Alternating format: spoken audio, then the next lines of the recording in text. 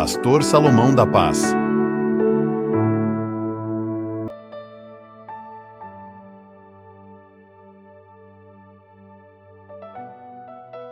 Isaías 43, verso 21.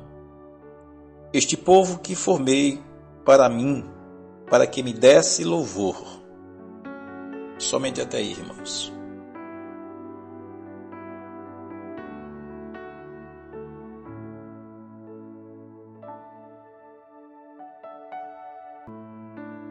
Você é a propriedade de Deus. Estava pensando sobre as pessoas que nasceram. Quantas pessoas ao longo da criação, por tantos séculos que se foram, quantas almas nasceram, quantas pessoas procriaram, ganharam seus filhos. E algumas dessas pessoas ainda não conseguem ter a sensibilidade de entender que não é obra do acaso. Você não é obra do acaso. Glória a Deus. Deus me fez por um propósito. Aleluia. Deus me fez por um propósito. Aleluia. Deus.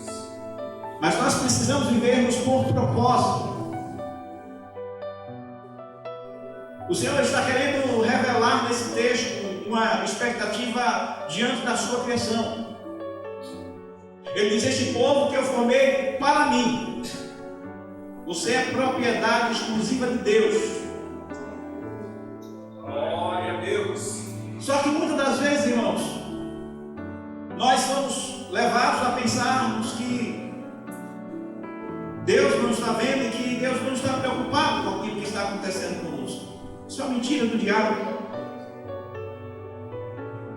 Veja que no meio de tantas tentativas de aborto, que muitas mães e pais planejaram sem desejo que seus filhos nascessem, alguns até de fato não nasceram, mas outros, com todas as tentativas, não teve jeito, nasceu. Então ninguém nasce porque simplesmente o homem quis, porque por mais que as pessoas pensem que possam planejar uma gravidez, ela só vai perdurar e chegando assim até o período deste filho nascer. Após os 9 meses, como também alguns até antes dos 9, vai com 7, 8, nasce. Só sobrevive aqueles que Deus tem um propósito. Diga assim: eu estou aqui. Por um propósito. Pense nisso. Procure saber diante de Deus qual o propósito da sua existência. O que Deus espera de você não é somente trabalhar, trazer um alimento para casa, não é somente estudar, projetar um futuro, porque esse futuro nem o amanhã a nós pertence, embora temos que projetarmos. Mas precisamos entender em que condição nós nos encontramos aqui. Respiramos, sim, porque Deus nos dá este ar. Temos saúde, sim, porque Deus nos dá. Porque alguns lutam, correm em busca de tudo isso, com todo o dinheiro, toda a fortuna, e não conseguem ter. Pense nisso. Esse povo que formei para mim, para que me desse louvor. Contudo, tu, diz o texto, não me invocaste, ó Jacó, mas se cansaste de mim. Ó Israel, não me trouxeste o gado miúdo dos teus holocaustos, nem honraste com os teus sacrifícios. Não te fiz servir com ofertas, nem te faduguei com incenso. Deus, ele chama a atenção de pessoas que vivem sem propósito e que fazem as coisas sem propósito e que não têm nada a oferecer diante de Deus e que chega diante dele com as suas mãos vazias, e não chega diante dele como está no Salmo 100, em seus atos, com hinos de louvor. Celebrai com júbilo ao Senhor todos os moradores da terra. Servi ao Senhor com alegria, apresentai-vos a Ele com cântico, pois foi Ele, não nós, que nos fez, povo seu, ovelha do seu pastoreio. Deus nos fez ovelha do seu pastoreio. Por isso entrai nas portas com hinos de louvor. Gratidão. Glória a Deus. É o que Deus espera de cada um de nós. Gratidão pelo preço que Ele pagou por ter nos comprado através do sangue do seu Filho. Efésios capítulo 4, versículo 1, o apóstolo Paulo, ele diz assim: rogo-vos, pois eu, preso do Senhor, que andeis como é digno da vocação que fostes chamados. Andeis de modo digno da vocação que fostes chamados. Nós somos vocacionados para sermos filhos de Deus. Nós somos vocacionados para sermos servos. E como servos nós estamos condicionados, sim, claro, porque sempre há uma preposição. Ele diz: sim, o meu povo que se chama pelo meu nome. Segundo Crônicas 7,14. Se humilhar e orar, buscar a minha face e se converter nos seus maus caminhos, diz o Senhor, eu ouvirei dos céus, perdoarei os seus pecados e sararei a sua terra. Deus está querendo sarar a terra que está esfriada. Deus não está querendo somente sarar o solo que está debaixo de maldição, que para que possa ser cultivado é preciso colocar algumas coisas a mais para que possa assim germinar a semente, porque o solo está enfermo. Não se pode plantar em qualquer lugar, não é qualquer terra que se planta. Por isso se compra sempre alguns adubos, fertilizantes, porque a terra está enferma. E muitos estão querendo dar um jeitinho, irmãos, adubar a vida com tantas coisas, para que a vida possa ser melhor, para que as pessoas possam produzir em um relacionamento, comportamentos que possam realmente glorificar o nome do Senhor. E alguns acham que dando presente, dando roupas, dando dinheiro, conseguem comprar para os seus filhos e quem sabe até para a esposa o melhor. E tem famílias que, por mais que se dê, se presenteie, faça-se alguma coisa, sempre ainda está faltando. Falta amor. Porque falta Deus. Quando falta Deus, falta tudo. Tem um louvor que diz assim: quem tem Jesus tem tudo. Quem não tem, não tem nada. Quem ama este mundo, o céu não tem morada. Não dá para andar de braços dados neste mundo, porque nós nascemos com um propósito. Somos cidadãos dos céus. É por isso que quando Deus ele faz o homem, ele sopra. Nós estudamos hoje pela manhã em suas narinas, e faz o homem ser algo vivente. E ele entra na dimensão da tricotomia, divisão entre corpo, alma e espírito. E está escrito que quando ele morre, o pó volta ao pó, mas o espírito volta a Deus que o deu. Pastor, e onde é que fica a alma? A alma é o seu psique, são as suas emoções, suas vontades. Por isso que a vontade do homem tem que ser controlada pelo Espírito de Deus. Por isso que o homem tem que entrar nessa dimensão sobrenatural, porque ele está aqui por um propósito. Nós precisamos estarmos presos a Ele, pois Jesus fala lá em João capítulo 15, versículo 5, que sem mim nada podeis fazer. E como podemos estar presos ao Senhor? E o que é isso? A ideia de alguém que está ligado a Ele.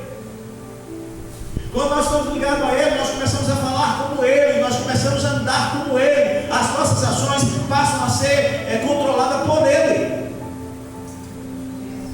Interessante que Pedro andou tanto com Jesus, foram 3 anos, mas foram suficientes para ele falar como Jesus. Mas Pedro não era perfeito. Mas no momento de grande dúvida e medo, quando Jesus estava sendo levado para ser crucificado, Pedro tentou se esconder, porque Pedro estava preocupado, porque se perseguiram o mestre, por certo, perseguiriam os seus discípulos. E Pedro começa a afastar-se de Jesus na hora da perseguição, mas Jesus já havia alertado Pedro antes que o galo cante 3 vezes: Pedro, tu me negarás. um homem ousado, exposto.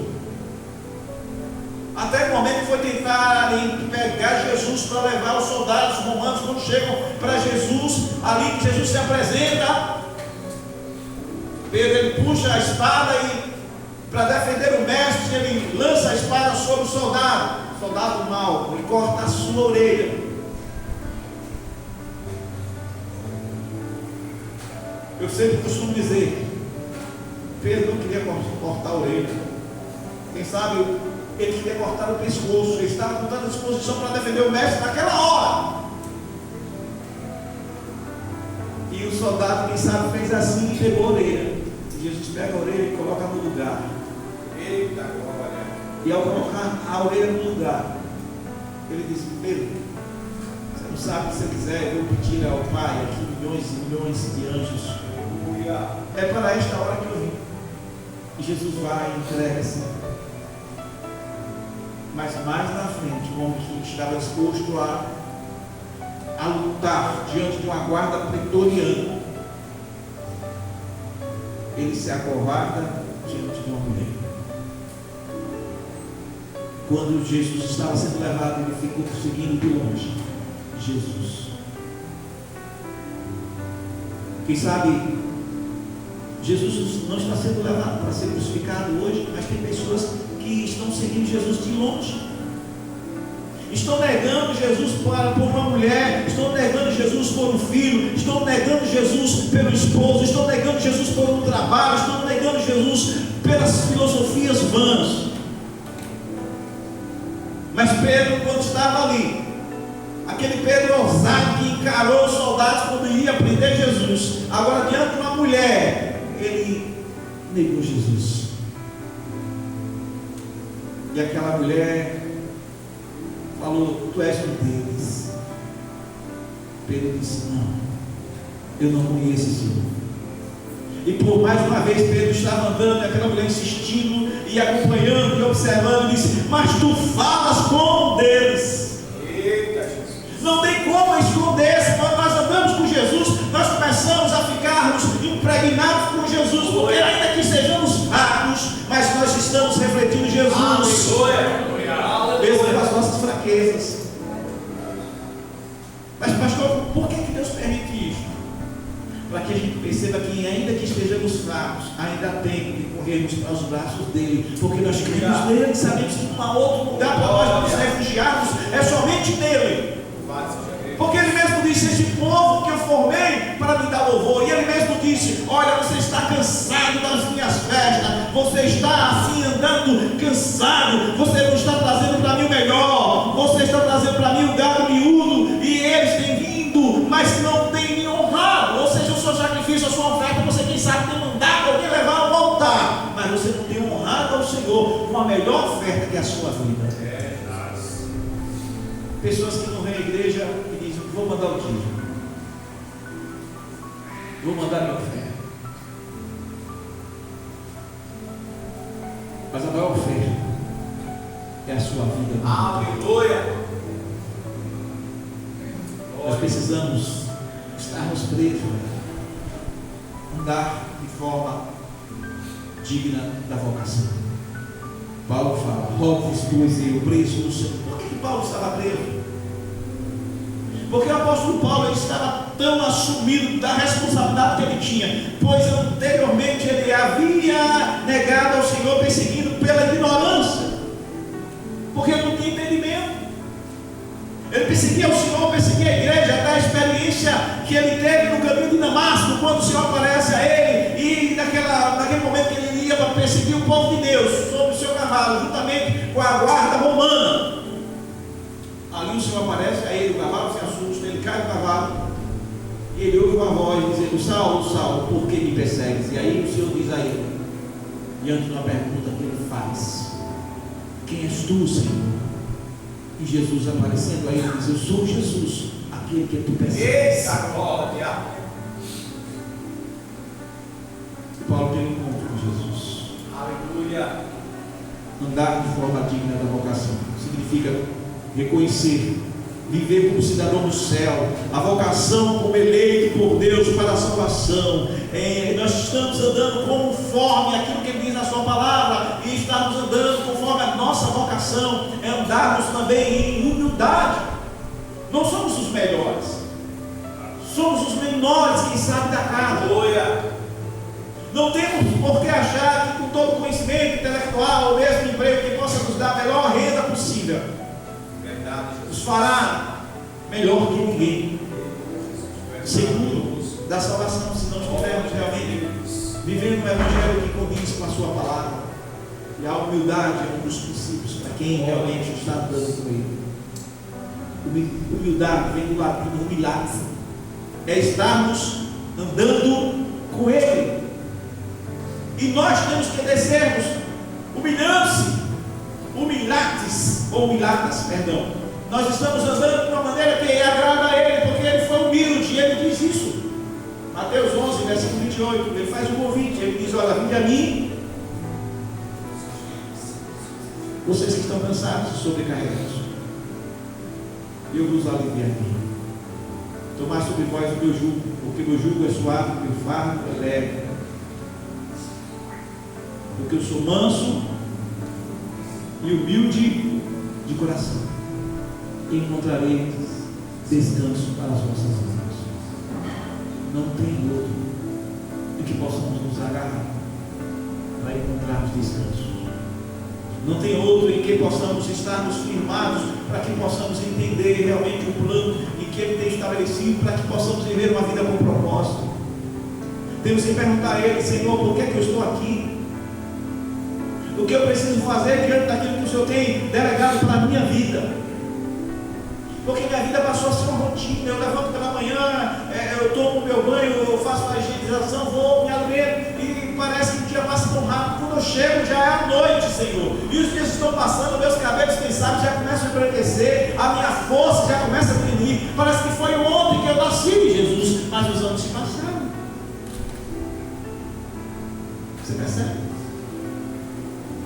Por isso que está escrito que um ano mil anos é como um dia para o Senhor. Ele muda as estações, Ele muda o tempo, assim, ó. Glória a Deus. E Ele está trabalhando, irmão. Aleluia. De uma forma para que nós possamos estarmos atentos a ouvir a sua voz. Pois Ele diz: as minhas ovelhas ouvem a minha voz e eu as conheço. E ouvir a voz de Deus faz diferença nesse mundo tenebroso. Porque o que tem de pessoas insatisfeitas, vivendo aí, querendo que a morte o leve, porque perdeu a alegria de viver, não tem mais motivação, porque não sabe o propósito da sua existência. Eu quero concluir nesta noite dizendo ainda para você que uma das características deste povo que Ele formou,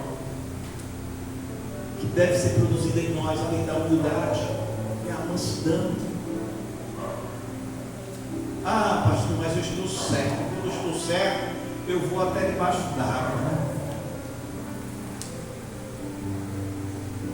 A mansidão, irmãos, só conseguimos ter realmente se o fruto do Espírito estiver em nós. Porque o fruto do Espírito fala lá em Gálatas 5:22 que, em primeiro lugar, ele começa citando que é o amor. E João, ele diz, né? Aquele que não ama não conhece a Deus, porque Deus é amor. 1 João 4:8. Aquele que não ama não conhece a Deus, porque Deus é amor. Para eu ter o controle das ações, eu tenho que me relacionar com Deus cada dia mais, para que haja uma evidência do Espírito Santo sobre mim, e aí eu vou ter o controle da situação. Às vezes dá vontade mesmo, irmão, de dar um chute do pau na barraca, e chegar lá e dar um chute do balde, virar, né, e realmente sair, porque a hora não está mais lá, porque estamos furiosos. Mas pastor, às vezes a gente fica assim, ficamos girados, Não é pecado, irmão, se irar. Pastor, por que o senhor está dizendo isso? Porque não é pecado irar. Deus se ira. Então, se Deus se ira, porque não é pecado. Amém? Agora, o que é pecado? Dar lugar à ira. Você provocar a ira. Amados, está escrito, não dê lugar à ira. Ou seja, não esteja criando situação, irmão, provocando. Aí é pecado. Mas alguém provocou e você ficou irado. Agora você controla a ira pelo poder do Espírito Santo que está em você. Porque também está escrito: irai-vos e não pequeis. Não deixe o sol nascer sobre a vossa ira. Ou seja, não deixe amanhecer o dia você irado. Porque o passarinheiro faz ninho. Aí que está o problema. Você ficar irado e você não controlar a ira. Aí você pega. Porque quando cria alguém ou uma situação é provocada e você está ali presente, você vê, você se ira. Porque você está vivo. Você consegue ter percepção entre a justiça, o bem e o mal. E você, dentro do senso de justiça que você tem, é normal você irar-se se você vê uma injustiça. Só que essa injustiça que você vê não poderá levar você a agir de uma forma de querer fazer justiça. Mas você deve orar para que Deus faça a justiça e esse problema Ele resolva com você. Porque a justiça do homem impede a justiça de Deus. Porque a nossa justiça é falha. Nós não somos chamados para ser juízes. Por isso precisamos trabalharmos a mansidão, brandura de gênio, o ídolo, brandura na maneira de expressar. Precisamos agir com doçura, porque isso agrada ao Senhor.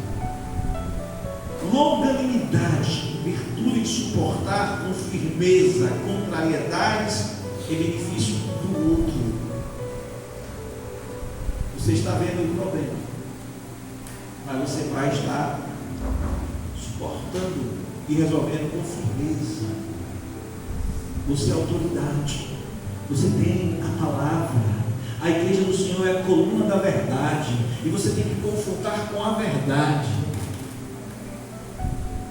Não é ser omisso, porque muitas das vezes, para agradar, nós estamos sendo omissos. Eita, Jesus! Não estamos tomando atitude. Procure sempre guardar a unidade do Espírito pelo vínculo da paz. Porque há um só corpo, há só um Espírito. Aleluia. Como também fostes chamados em uma só esperança da vossa vocação. Precisamos ter uma fé viva, uma fé que produza em nós conforme aquilo que nós cremos, porque o Senhor está presente em todos os momentos da nossa vida. Hebreus capítulo 11 diz que a fé é o firme fundamento, é a certeza das coisas que se esperam e a convicção das coisas que não se veem. Você não está vendo, mas você crê.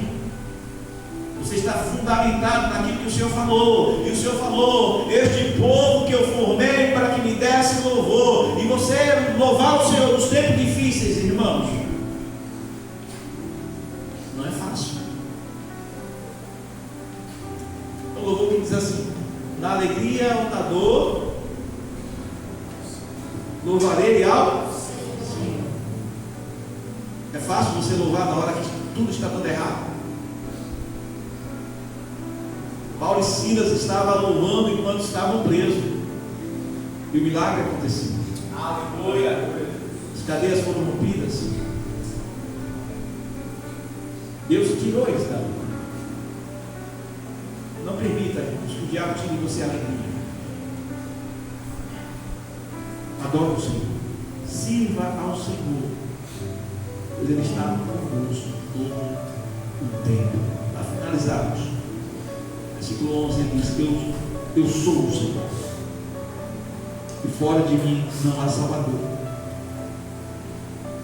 Eu sou o Senhor. Eu anunciei a salvação, eu realizei e a fiz ouvir. Deus estranho não houve entre vós, pois vós sois as minhas testemunhas, diz o Senhor. Versículo 13, do capítulo 43: antes que houvesse um dia, eu era, e nenhum ar que possa livrar alguém das minhas mãos. Agindo eu, quem impedirá? Fique de pé, em nome de Jesus. Eu quero orar por você nessa noite. Ele disse: eu anunciei, versículo 12, a salvação, realizei, fiz ouvir, e Deus estranho não houve entre vós, pois vós sois as minhas testemunhas, diz o Senhor. Feche os olhos. Se você sente que quer, a partir de hoje, dar um passo de fé, a alegria saiu do seu coração, e quem sabe o inimigo das nossas almas lançou sobre sua mente que você não merecia estar aqui, que você é um imprestável e que ninguém olha para você. Alguém já falou, quem sabe até você no zero à esquerda. Tudo isso é mentira do diabo. Você é um escolhido de Deus.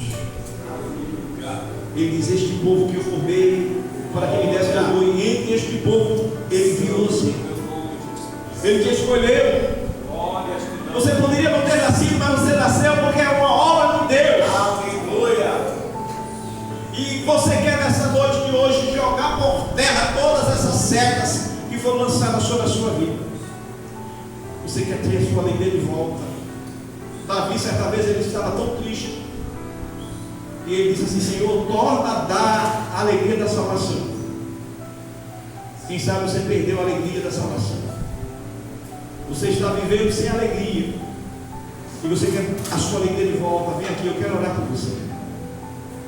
Essa é uma noite que o Senhor está dando a oportunidade de você lançar no altar de Deus a sua vida, para que agora você tenha um recomeço. Hoje é o dia que o Senhor marcou para falar o teu coração. Está escrito: lancemos sobre Ele toda a nossa ansiedade, porque Ele tem cuidado de nós, Ele tem cuidado de você. Ele diz a você nesta noite: ainda há tempo, filho. Você pensa que tudo está perdido? Não está perdido. Quando tudo parece não ter solução, você tem que confiar no Senhor. Eita glória! E eu quero convidar você a estar aqui nesta hora, a receber a oração da fé, para que o Senhor possa aumentar a sua fé, porque você está lutando sozinho. Às vezes acontece que nós estamos passando por alguma situação e ficamos nos debatendo. É como se você estivesse no oceano ali, nadando, não sai do lugar. Você está tentando resolver do seu jeito, sair daquele imenso mar, mas quando você está se debatendo, o Senhor está observando, esperando que você somente se entregue, dizendo assim: Senhor, eu entrego o meu espírito diante de Ti, eu entrego a minha vida, Senhor. Eu vivi uma experiência com alguém que estava assim, 4 dias no mar, ele e o irmão. O barco virou, era uma ovelha minha, quando eu estava pastoreando. Ovelha minha não, perdão, que eu não tenho ovelha nenhuma. Era uma ovelha que eu estava pastoreando ali naquela cidade. E a mulher disse: pastor, olha, porque já são 4 dias que meu marido sumiu, foi pescar e não volta. E pela misericórdia de Deus, irmãos, no 4º dia, ele estava no meio do oceano, o barco virou, e ele segurava o irmão e dizia: irmão, aceite Jesus. O irmão não é crente. Eu sei para onde eu vou. E ele pregava para o irmão. Ele está nadando durante 4 dias. Ele disse: pastor, meus pés já estavam totalmente já congelados, aquele tempo todo no meio do mar. E aí eu chorava, pedindo a Deus por mais uma chance. E eu via a morte chegando, pastor. mas eu pregava para o meu irmão, e de repente passa um barco, e é um barco de longe, a gente começou a estender as mãos, e o barco nos viu, e nos tiraram do barco. Aleluia, aleluia. Glória a Deus. Deus viu o irmão ali, e Deus enviou aquele barco. E quando ele veio, a gente abraçou alegre. Ele disse: agora, pastor, vou comprar peixe, vou vender peixe, vou pescar. Ele começou a trabalhar de ajudante de pedreiro, mas ele disse: pastor, o negócio é difícil, trabalhar no grosso, pesado, ajudando pedreiro, não, eu vou voltar como ator, pastor. Eu nasci para estar no mar, ator. E ele continuou pescando. Quem é chamado, meu irmão, quem tem um chamado, pode vir lutas, pode colocar sua vida a perigo, mas você quer estar enfrentando porque você tem um propósito. Você tem um propósito. E este irmão com a sua esposa sabia que a Rebeca estava aniversariando.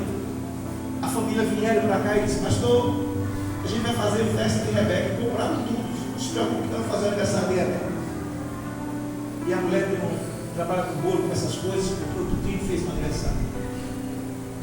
Aqui em Panamá. Mas é um testemunho que eu estou dando. Quem sabe você está no meio do mar. O mar da vida. E Jesus está vindo hoje. O barco está sendo enviado. Alguém está vendo o teu clamor. É Deus. E Ele está enviando o barco. Ele está enviando socorro. E você agora vai tomar posse. Coloca a mão no teu coração. Jesus, tu estás vendo como o Senhor viu o nosso irmão. Ele estava assim com você, mas ele estava dizendo, mesmo fraquinho para o seu irmão: aceite Jesus. Eu sei para onde estou indo.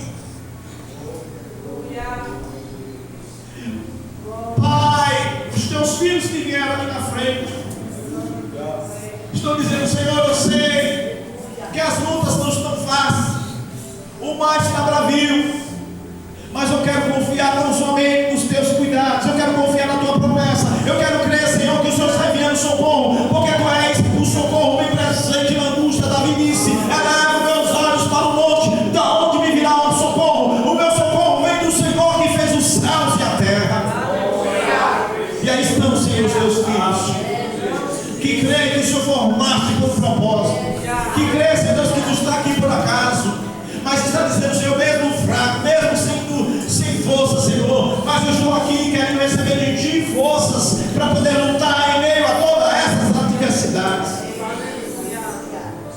Eu oro, Pai, peço que teu Espírito Santo nesta hora esteja enchendo o coração de gozo, de alegria, porque está dizendo que a alegria do Senhor é a nossa força. E estas pessoas que estão com a mão sobre o peito dizendo: Jesus, eis-me aqui, tu me sondas, tu me conheces, tu conheces o meu deitar, o meu levantar, Senhor. Essas pessoas estão aqui porque sabem que o Senhor está nesta hora falando com elas, dizendo: eu estou contigo, e eu estou contemplando a tua dor, e eu estou levantando você agora com ousadia para você viver um novo tempo. Meu Deus, eu quero amaldiçoar a semente do inimigo. Eu quero quebrar todo o ar pelo poder de Jesus. Eu quero desfazer toda a seta do inferno, Senhor, porque aqui no barco, Senhor, estamos aqui, ó Deus, tão somente para recebermos do Senhor e voltarmos para casa e continuarmos do mesmo jeito, Senhor. Nós estamos crendo que o Senhor não vai permitir, Senhor, mas o Senhor vai tratar esta ferida. Meu Deus, que além dessas pessoas vão ser recriadas, todo ser, porque, Pai, eu sei que o Senhor pode fazer isso através do teu Espírito, Senhor. Santificai-vos corpo, alma, espírito, seja conservado íntegros até o dia do Senhor. Eu quero ministrar esta palavra nesta noite. Meu Deus, este povo que eu formei para que me desse louvor. Em meio às lutas vão te adorar e vão reconhecer, Pai, na hora da aflição. Como o apóstolo Paulo disse: ó Deus, crendo nos cuidados que o Senhor teve para comigo, eu sei, eu aprendi a viver contente em qualquer situação. O apóstolo Paulo aprendeu, e ninguém aprende sem passar na escola da vida. Ninguém aprende sem sofrimento. Ninguém aprende Deus sem ser diante das lutas. Ó Deus, aprova os teus filhos. Eu te peço, Senhor, cobre eles com a tua bondade. Eu estendo as tuas mãos, ó Deus, com a tua igreja em direção a eles. E rogo que agora o Senhor faça, Deus, com que haja uma cobertura sobrenatural sobre cada um. E onde eles andarem, agora o Senhor os acompanha, trazendo alegria pela presença do Senhor. Em nome de Jesus, a igreja diz: amém. Poder sentar-se, em nome de Jesus. Meus irmãos, eu quero convidar os presbíteros a estarem